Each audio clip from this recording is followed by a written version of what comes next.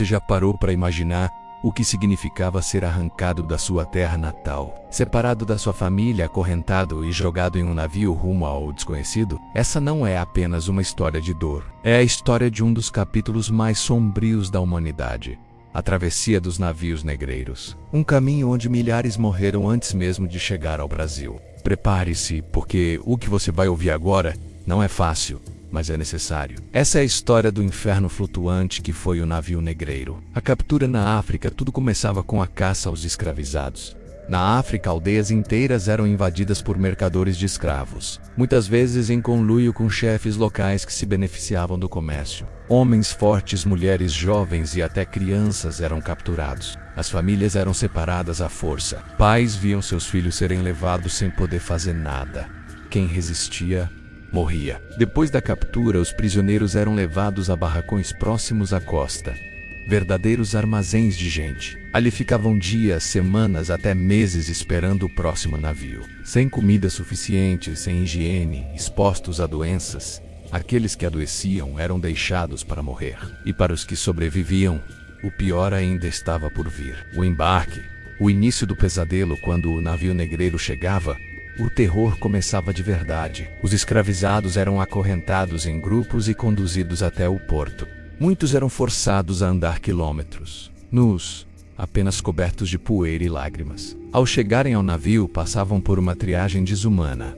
Os comerciantes avaliavam dentes, músculos e até o olhar dos prisioneiros, como se fossem mercadorias. Quem não parecia forte o bastante era descartado, muitas vezes morto na praia. Os escolhidos eram então levados ao porão do navio. Ali começava o verdadeiro inferno. O porão dos navios, o espaço era minúsculo, úmido, escuro. Não havia espaço para se mover. Muitos ficavam deitados semanas inteiras, sem conseguir sequer se virar. O cheiro era insuportável. Urina, fezes, vômito e sangue se misturavam em um ambiente sem ventilação. As doenças se espalhavam rapidamente: varíola, disenteria, febres.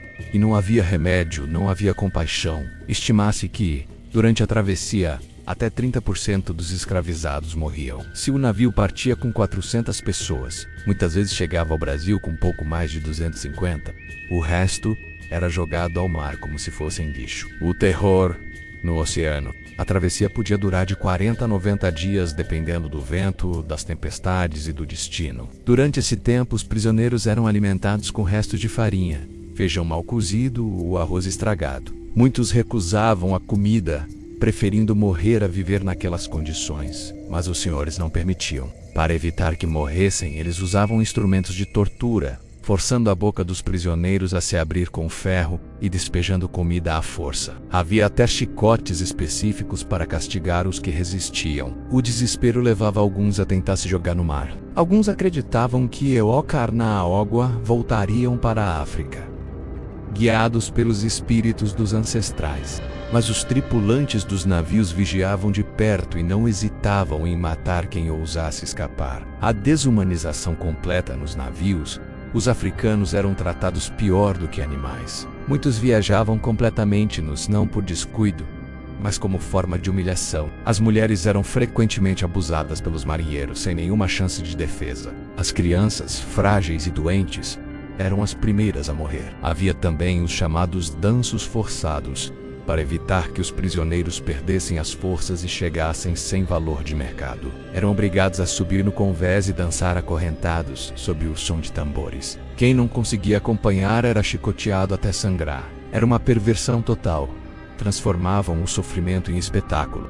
A chegada ao Brasil, quando finalmente o navio avistava o litoral brasileiro, a esperança se confundia com o medo. Para os africanos, a visão da terra firme poderia significar liberdade, mas a realidade era outra. Era apenas o início de uma nova escravidão. Ao chegarem aos portos como Salvador, Recife ou Rio de Janeiro, os sobreviventes eram novamente colocados em filas. Eram examinados, lavados com água salgada e esfregados com óleo para parecerem mais saudáveis. Depois, levados para os mercados de escravos. Ali, famílias eram separadas de vez. Mães viam seus filhos serem vendidos para senhores diferentes. Homens eram mandados para engenhos de açúcar, minas ou fazendas de café. Mulheres eram muitas vezes destinadas a serviços domésticos e abusos sexuais. E assim começava a vida no Brasil. uma vida de trabalho forçado, violência e humilhação. O navio negreiro foi o símbolo máximo da crueldade da escravidão. Era um caminho de morte e dor, onde milhares perderam a vida antes mesmo de pisar em solo brasileiro. Mas também foi um lugar de resistência silenciosa.